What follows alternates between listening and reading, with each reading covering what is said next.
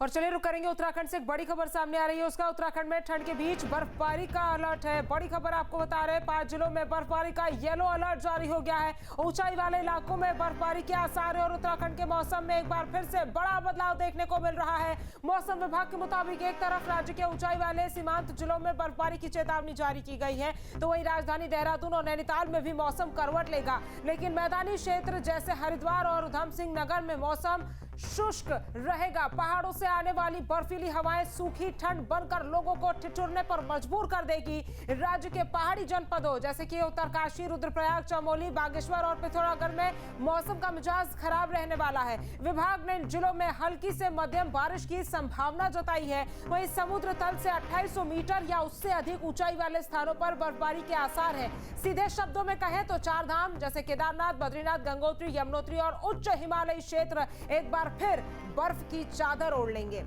तो उत्तराखंड में मौसम करवट बदल रहा है और एक बार फिर से बर्फबारी के आसार हैं और जो मैदानी इलाके हैं वहां पर शीतलहर से, सूखी ठंड से ठिठुरन बढ़ जाएगी। तो 5 जिलों में बर्फबारी का येलो अलर्ट जारी कर दिया गया है। मौसम विभाग ने यह अलर्ट जारी किया है। उत्तराखंड में ठंड के बीच अब बर्फबारी का अलर्ट है। 5 जिलों में बर्फबारी का येलो अलर्ट जारी हुआ है और ऊंचाई वाले इलाकों की अगर बात की जाए तो बर्फबारी के आसार है। वहीं उत्तराखंड के मौसम में एक बार फिर से ये बड़ा बदलाव देखने को मिल रहा है। मौसम विभाग के मुताबिक एक तरफ राज्य के ऊंचाई वाले सीमांत जिलों में बर्फबारी की चेतावनी जारी की गई है, तो वहीं राजधानी देहरादून और नैनीताल में मौसम करवट लेगा। तस्वीरें भी आपको दिखा रहे हैं, कई जगहों पर कोहरे की स्थिति है तो कई जगहों पर बारिश और बर्फबारी का अलर्ट है। पहाड़ी और हिमालयी क्षेत्रों की अगर बात की जाए तो वहां पर बर्फबारी को लेकर अलर्ट जारी कर दिया गया है। वहीं अगर मैदानी इलाकों की बात की जाए तो सूखी ठंड लोगों की परेशानी का सबब बन सकती है। और राजधानी देहरादून और नैनीताल में भी मौसम करवट लेगा, लेकिन मैदानी क्षेत्र जैसे कि हरिद्वार है, उधम सिंह नगर है, वहां पर मौसम शुष्क रहेगा। पहाड़ों से आने वाली बर्फीली हवाएं सूखी ठंड बढ़कर लोगों को ठिठुरने पर मजबूर कर देगी। और राज्य के जो पहाड़ी जनपद है जैसे उत्तरकाशी, रुद्रप्रयाग, चमोली, बागेश्वर और पिथौरागढ़, वहां पर मौसम का मिजाज खराब रहने वाला है। विभाग ने इन जिलों में हल्की से मध्यम बारिश की भी संभावना जताई है। वहीं समुद्र तल से 2800 मीटर या उससे अधिक ऊंचाई वाले स्थानों पर बर्फबारी के आसार है। अल्मोड़ा से हमारे संवाददाता दिग्विजय जुड़ गए हैं। दिग्विजय, अगर अल्मोड़ा की बात की जाए तो किस तरह का मौसम बना हुआ है, क्योंकि आने वाले दिनों में बारिश और बर्फबारी को लेकर उत्तराखंड में अलर्ट जारी हो गया है? सही कहा, आने वाले दिनों में यहाँ बारिश और बर्फबारी को अलर्ट जारी किया गया है। जिन जिलों में अलर्ट जारी किया गया है, कुमाऊं रीजन की बात कर रहे हैं, उसमें बागेश्वर शामिल है, पिथौरागढ़ शामिल है। अल्मोड़ा में फिलहाल धूप निकली हुई है, आसमान में बादल हैं। मौसम कब करवट ले इसका कोई अंदाजा नहीं लगाया जा सकता। हालांकि मौसम विभाग ने ये चेतावनी कुछ जिलों के लिए जारी की है। जो ज्यादा ऊंचाई वाले इलाके हैं, 2800 मीटर से ऊंचाई वाले इलाके हैं, वहाँ बर्फबारी और बारिश की संभावनाएं हैं। बाकी इलाकों में बारिश की संभावनाएं बताई गई हैं। बात करें, कल भी मौसम ने अलर्ट जारी किया था। कल सुबह के वक्त यहाँ बारिश थी, दिन भर कर यहाँ बादलों का और सूर्यदेव का खेल चलता रहा। फिलहाल अभी अल्मोड़ा में धूप खिली हुई है। पश्चिमी विक्षोभ फिर सक्रिय हुआ है। सब कुछ पश्चिमी विक्षोभ की ताकत पर टिका हुआ है। वो कितनी ताकत के साथ यहाँ प्रवेश करता है, उसके इफेक्ट कितने होते हैं। अगर पश्चिमी विक्षोभ ज्यादा ताकतवर रहा तो यहाँ आपको लगभग सभी पहाड़ी जिलों में कल से बारिश का मौसम देखने को मिल सकता है। फिलहाल 23 तारीख जनवरी की हम बात करें, उसके बाद पश्चिमी विक्षोभ पर थोड़ी ताकत दिखी थी। उससे पहले जो भी पश्चिमी विक्षोभ यहाँ पहुंच रहे थे वो काफी कमजोर थे, जिसके कारण यहाँ दिसंबर और जनवरी में बारिश बहुत ही कम देखने को मिली, बर्फबारी कम देखने को मिली। 23 तारीख के बाद पश्चिमी विक्षोभ ने ताकत पकड़ी है। उसके बाद यहाँ के मौसम में बदलाव आया है। फिलहाल अभी यहाँ धूप निकली हुई है, आसमान में बादल हैं, लेकिन पिथौरागढ़, बागेश्वर, वहाँ उत्तरकाशी, चमोली को लेके मौसम विभाग ने अलर्ट जारी किया है। कल से वहाँ मौसम के हाल बिगड़ सकते हैं। आज देर शाम से भी वहाँ बारिश शुरू हो सकती है। जी। और सूखी ठंड से कितनी परेशानी मैदानी इलाकों में लोगों की बढ़ने वाली है? देखिए, अगर यहाँ पहाड़ में बादल बरसेंगे तो मैदानी इलाके में सूखी ठंड है, उससे राहत मिलेगी। अब की बार सूखी ठंड ने लोगों को काफी परेशान किया। जो अस्थमा के रोगी हैं वो लोग काफी परेशान रहे। अस्पतालों की ओपीडी 5-500 से ऊपर गई। वहीं बच्चे इस ठंड से बहुत ज्यादा परेशान रहे। 23 के बाद जो मौसम ने करवट ली है, जो बारिश हुई है, उसके बाद थोड़ी ठंड में नमी आई है। उससे पहले कोहरे के कारण विजुअलिटी बहुत दिक्कत थी। हमने देखे मैदानी इलाकों में लगातार हादसे देखे गए।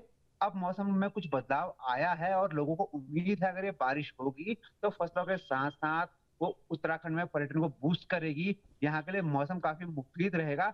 हालांकि बारिश और बर्फबारी थोड़ी परेशानियां होती हैं, लेकिन उन परेशानियों को छोड़ दो। उसके अलावा जो पर्यटन को बूस्ट मिलता है, जो प्रकृति के लिए बारिश और बर्फबारी अभी बहुत जरूरी है, उसके फायदे ज्यादा होंगे। ठीक जी। और किसानों के लिए कितनी राहत बारिश और बर्फबारी लेकर आ सकते हैं? देखिए, अभी जो बारिश हुई है उससे किसानों को काफ़ी राहत मिली है। किसानों की फसलें बिल्कुल सूख रही थी, उसको नया जीवन मिला है। वहीं बर्फबारी की बात करें, पहाड़ों में ये चलन है कि बर्फबारी जो ऊँचाई वाले इलाके हैं जहाँ हम सेब की फसलें लेते हैं, वहाँ जितनी ज़्यादा बर्फ वो गिरेगी तो सेब में मिठास उतनी ज़्यादा बढ़ती है, ऐसा किसानों ने का मानना है और ऐसा देखा भी जाता है। तो बारिश का भी और इंतज़ार है, और ज़्यादा बारिश हो। फिलहाल जो अभी बारिश हुई है, उससे किसानों को काफ़ी राहत मिली है। जो फसल में मृतप्राय हो गई थी, उनमें दोबारा से जीवन संचार हो गया है। जी। और पहाड़ी इलाकों में बर्फबारी जब होती है तो बर्फबारी की वजह से सड़कें बाधित हो जाती है, पर्यटक भी पहुंचते हैं बर्फबारी का लुत्फ उठाने के लिए। तो सड़कों को बहाल करने के लिए और पर्यटकों की सुविधा के लिए क्या कुछ तैयारियां प्रशासन की तरफ से की जा रही है? देखिए, प्रशासन ने सभी को अलर्ट रखा है। हमने देखा 23 जनवरी के बाद जो बर्फबारी हुई थी, उसमें हिमाचल की बात करें, अपने उत्तराखंड की बात करें, हिमाचल में कई लोग पर्यटक बर्फ में फंसे रह गए थे क्योंकि मालूम चला कि बर्फ गिरी है, तो लंबे समय से लोगों को इंतजार था। सब लोगों ने सीधे जहाँ बर्फ गिरी वहाँ के लिए दौड़ आए। पहाड़ उत्तराखंड में भी देखा गया, कई जगह लोग फंसे, लेकिन यहाँ के प्रशासन की तैयारियां चाक चौबंद थी। वहाँ फिश कटर, वहाँ बर्फ की कटिंग मशीन लगाई गई थी, जेसीबी मशीनें तैनात की गई थी, प्रशासन अलर्ट मोड पे था। सभी जिलाधिकारी जो कि पर्वतीय इलाकों के हैं, जहाँ बर्फबारी की संभावना है, जिनको अलर्ट मोड पे रखा गया था। जहाँ-जहाँ बर्फ ज्यादा गिरी थी, वहां पर बर्फ गिरने के तुरंत बाद ही मौके पे सरकारी मशीनरी ने बिल्कुल तैयारी दुरुस्त कर दी थी।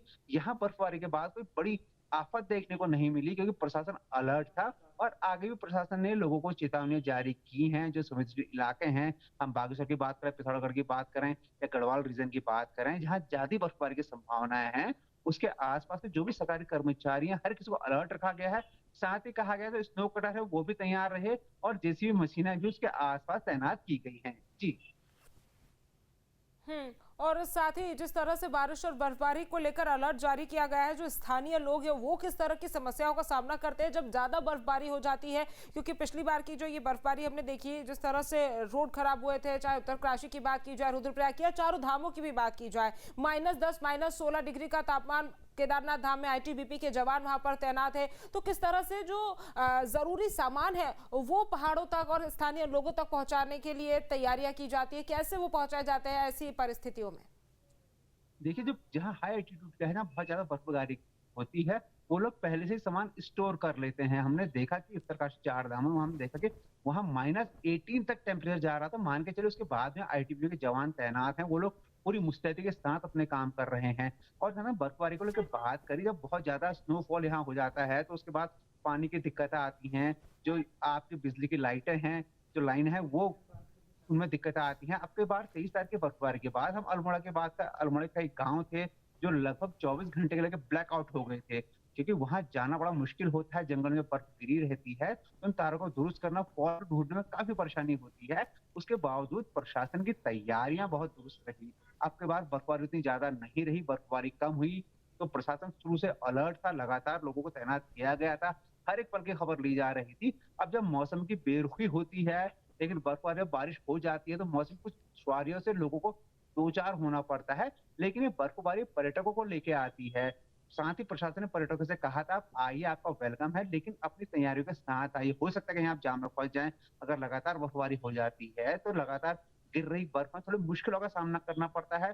दूसरी मुश्किलात तब होती हैं जब गिरने के बाद जब बर्फ गिरने के बाद यहाँ सड़कों में फिसलन बढ़ जाती है। जब बर्फ गिरती है उसके बाद पाला गिरता है, तो पाले से यहाँ फिसलन बढ़ जाती है। तो उस वक्त कई बार जो हाई एल्टीट्यूड के इलाके हैं, वहाँ गाड़ियों में फिसलन देखने को मिलती है। बिल्कुल, और यानी कि एक आध हादसे परेशानियों का सामना करना जरूर पड़ता है। तमाम जानकारी हम तक पहुंचाने के लिए आपका बहुत बहुत धन्यवाद। आपके मोबाइल पर तुरंत आएगी ब्रेकिंग न्यूज, स्क्रीन पर सबसे पहले दिखेगी बड़ी खबर, देश दुनिया की हर खबर एक जगह। अब आपके मोबाइल पर तुरंत फटाफट इंस्टॉल कीजिए न्यूज नेशन ऐप और रखिए खुद को अपडेट।